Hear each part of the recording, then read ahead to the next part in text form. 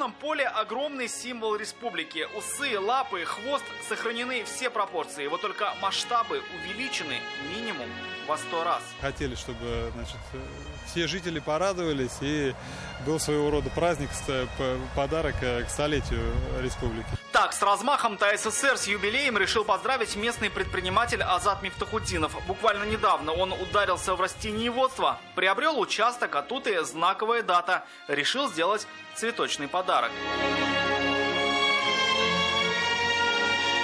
У него и творческой группы ландшафтных дизайнеров родилась идея изобразить огромного барса, такого, что разве что с высоты его можно будет увидеть в полный рост.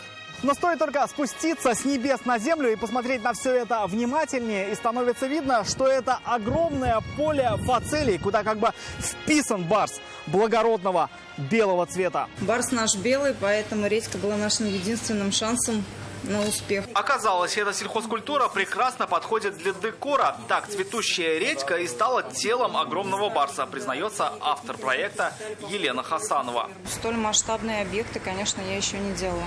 Поэтому, когда ко мне обратились с просьбой что-то подобное создать на поле, для меня это было неожиданностью, но и в то же время своеобразным выражением себя. Несколько дней дизайнер, ее команда и местные жители буквально по зернышку создавали огромную фигуру. На все работы ушло около 2 тонн семян. Будет где-то 1,5 месяца примерно все это дело еще свести.